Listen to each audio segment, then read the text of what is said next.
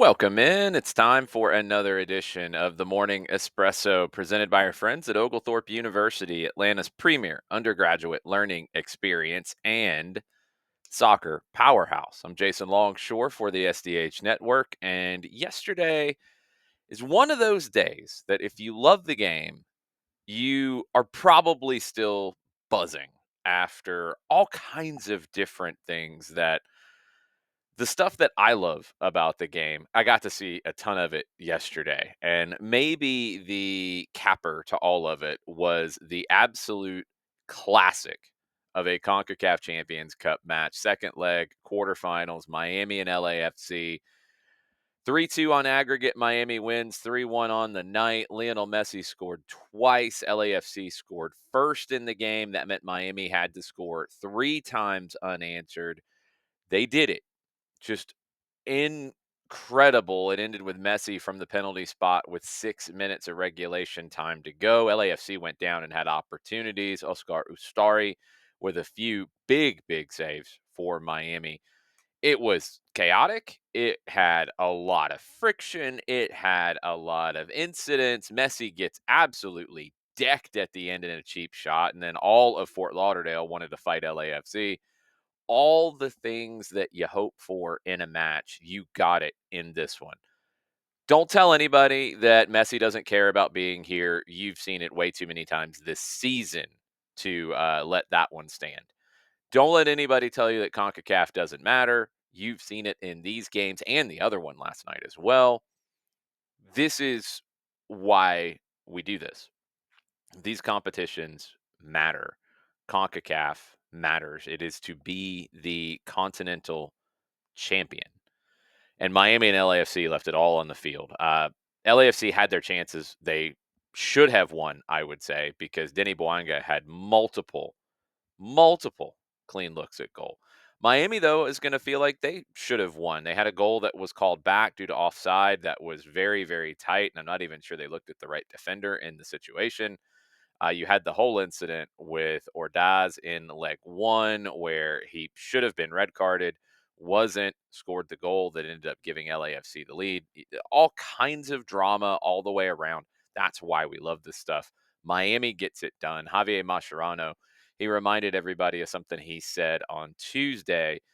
He said, in terms of what he wants from his team, a cool head and your heart in your hands. If I'm going to lose, I want to lose like that with the players giving everything.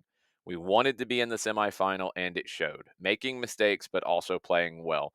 I just told Jorge Mas that luck is needed for these types of comebacks. That's why football is so beautiful. The coin landed on our side.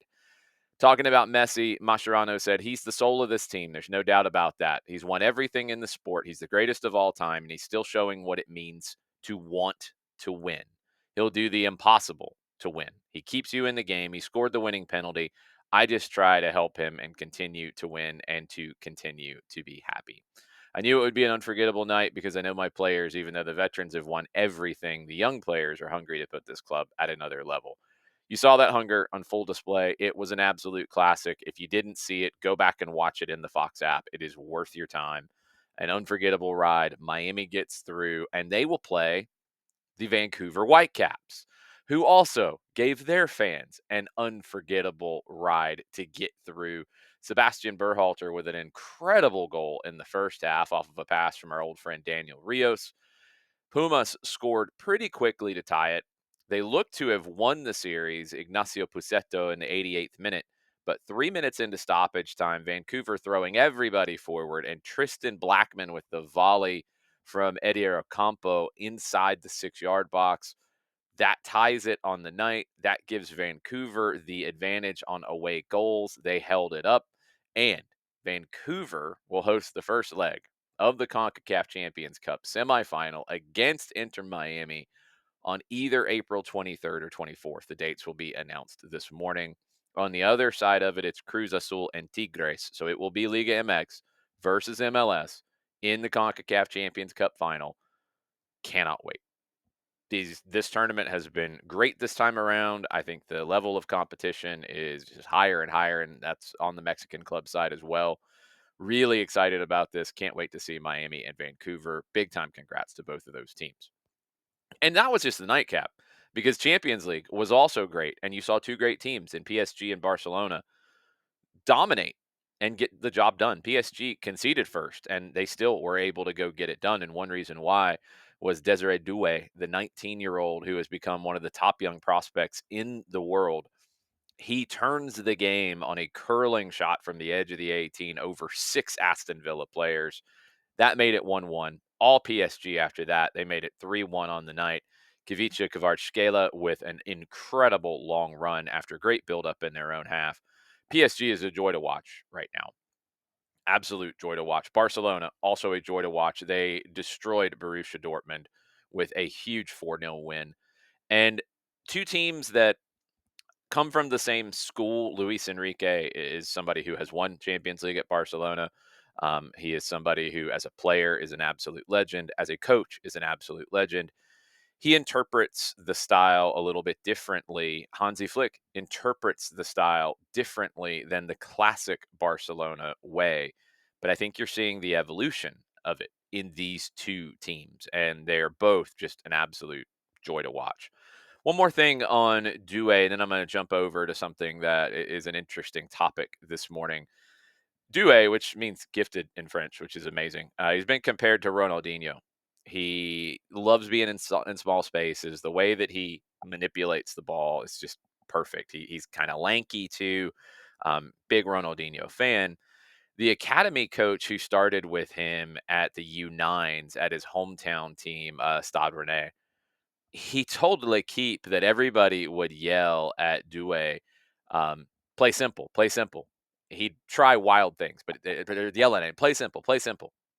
He just played. He played in his own way, and maybe part of it is because what others saw as complicated, he saw as simple. I hate to hear that kind of thing where it's, "No, no, no, don't try that. Don't try that dribbling move. Don't try that wild move. Don't try that. Don't do that." Well, that's actually something that is being measured and being tracked, and it's a little worrisome. Dribbling players are becoming extinct. And this was reported in South America, and they kind of took some of the reporting from El País in Spain. Opta did some statistical analysis. Soccer has fewer and fewer dribblers right now in the major European leagues. It's decreased 21% in the last 3 years, the number of dribbles performed in matches. This is from the top flight in England, Spain, France, Italy, and Germany. Last season, 28,200 dribbles were completed, 34,300 in the 2020-2021 season. This season, only 20,316 dribbles have been completed. It's been on a decline since its peak in 2017-18. The modern game is changing the focus of space and positional play, maybe going another way from the Pep Guardiola, the Johan Cruyff, the Barcelona Dutch way, maybe going into a different, more rigid, the Louis van Gaal, perhaps, interpretation of it, or just the way different people say, well, I can't do what Barcelona did with Messi. I have to do it in this way. And you're taking some of the dribbling out. You're playing two touch. Pablo Aimar had a great reaction to this, the assistant coach for Argentina and one of the best individual players of all time. Aimar talked about how when he was a kid and kids of that generation, you went to the club to train as an academy player and you were taught one touch, two touch, positional play, those elements. But then you played in the neighborhood, and this is the youngest kids. You played in the neighborhood with your friends, and you tried things, and you had fun, and you dribbled, and you figured it out. So you were getting the best of both worlds. Now you don't have as much of that free play, and it's much more of just what the club is teaching you. So you're not trying things. You're not adding those elements of your game. It's great to see somebody like Doué who has found it. It's great to see players like Lamine Yamal who have found it and been able and embraced it. It's the trend is away from dribbling, but Argentina, the world champions, the South American champions, two times in a row, celebrate dribbling. Go back and watch the game against Brazil. Watch Thiago Almada in these moments. Watch Lionel Messi in these moments. Watch Angel Di Maria in his prime. Watch these guys. they have a way that they want to play, but when you need individual moments, you get individual moments. You saw Messi last night carrying LAFC or carrying Miami against LAFC. Spain, they're the European champions. Lamine Yamal, Nico Williams. That's what transformed Spain from the 2022 World Cup to the 2024 Euro. You had dribblers. That's what won them the tournament. Barcelona, right now, Lamine Yamal, dribblers. PSG, Kavica Kvaratskhelia, dribbler. You need dribblers to take care of things in moments, and you need teams and coaches to embrace dribblers. Not recklessly, not wildly, not at the expense of organization, but you need dribblers. So, according to all the data, the game's going one way. The teams that are winning things are going another way. So, I don't know. I'm following the teams that are winning trophies. I'm going to look at some of those guys and look at what I need. Also, what's happening in the major European leagues is not necessarily what's happening in South America. It's not necessarily what's happening in MLS. This will be an interesting one to compare the numbers around MLS and see what that looks like. And USL and just the American game in a whole, where that I think over my lifetime, the American game has not embraced flair players as it should. I hope that it does more. And when I say the American game, I'm speaking of the game in the United States, just to be clear. The individual talent needs to be embraced. I hate to hear parents and youth coaches yelling at kids not to dribble. Dribble, dribble, dribble, dribble, dribble, dribble at all times. When you get the opportunity as a kid, dribble. Learn how to dribble. Learn when to dribble, maybe is the most important thing. Dribble. Don't be afraid of it. Don't ever take that away from kids. Let them find that. You can teach the other. You can teach the rest of it. You can work on the rest of it alongside. But dribble and embrace dribbling, please. Let's go to a place where dribbling is embraced, South America, CONMEBOL. Some updates from their competitions, the Copa Libertadores, the Copa Sudamericana, both in the early stages of the group rounds. Central Cordoba of Argentina, they won their first CONMEBOL match ever, 2-1 at the Maracanã over Flamengo in the Copa Sudamericana. What a great spot to make some history. Matko Miljevic, the U.S. men's national team player who made his debut with the U.S. in January, scored 2 goals for Huracan on Saturday in Argentina. 3 assists last night in a 5-0 win over Racing de Montevideo in the Copa Sudamericana. Miljevic is killing it at the moment. Maybe you get Miljevic and Diego Luna in that midfield for the U.S. and just let those two run wild. Vélez, huge 4-0 win in Asunción over Olimpia. Martin Palermo, the Boca Juniors legend, was the manager at Olimpia, and I say was because he stepped down after that huge loss. And our old friend Marcelino Moreno, he scored for Lanús in their 3-0 win over Melgar in the Sudamericana. Some updates on the FIFA side of things. Referees are going to wear body cams at the Club World Cup this summer. It's the first time that body cam footage will be used in the immediate broadcast. So viewers will get a new perspective of matches. FIFA also announced that the new rule change aimed at stopping goalkeepers from time wasting that will be used at the Club World Cup. If the goalkeeper holds the ball for more than 8 seconds, the opposing team will be awarded a corner, not an indirect free kick. The IOC, the executive board of the Olympics, they have approved a FIFA proposal for 16 women's teams and 12 men's teams in the Olympic tournaments of Los Angeles 2028. That's a flip. It was the other way around. FIFA termed the move a major milestone for the women's game and a powerful endorsement of women's sport.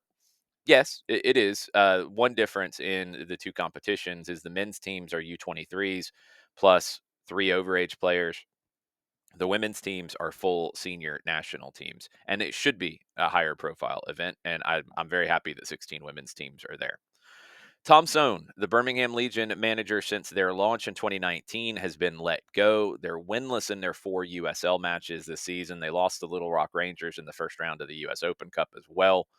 Sohn leaves Birmingham with a record of 90 wins, 80 losses, 37 draws, and I'll be very curious to see where he ends up next. He won a Supporter Shield and an Open Cup with DC United, longtime manager in Birmingham, and we'll see what Birmingham does next as well.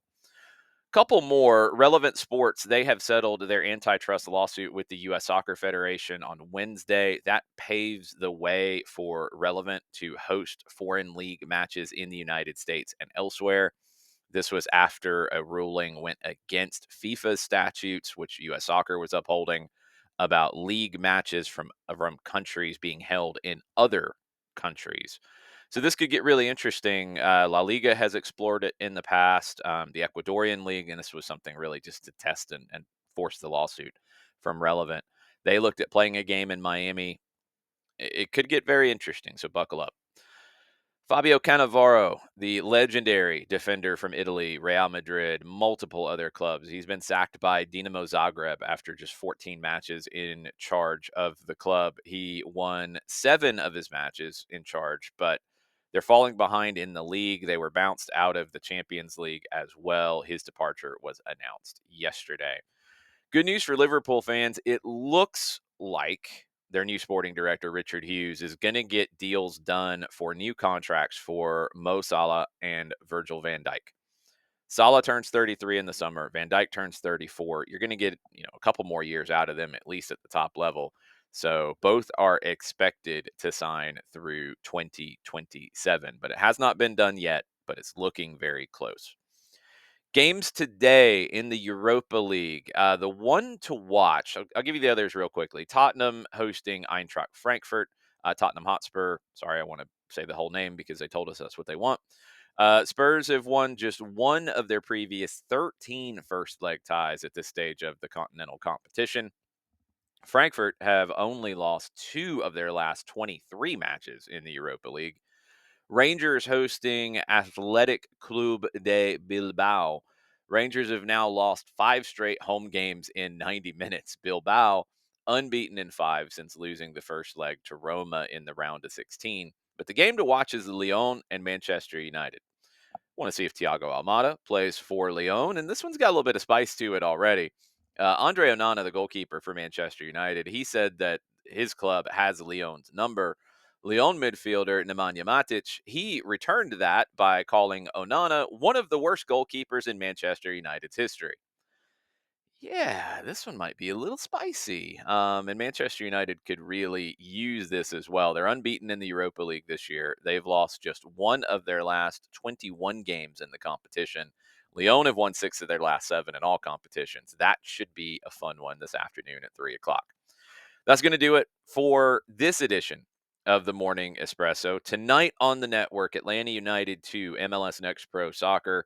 Atlanta's on the road at the Philadelphia Union in MLS Next Pro. You can listen starting at 6:30 with the pregame show, 7 o'clock with the kick. I'll have the call for you on that one. Looking forward to see if the Twos can get a 4th straight without a loss and a 2nd straight win after the wild Sunday, Monday, double header slash split squad game slash split stadium game, whatever. They won and they beat Miami in that, and we'll see if they can get it done against Philadelphia tonight. And then tomorrow morning, I'll be back with a little more morning espresso.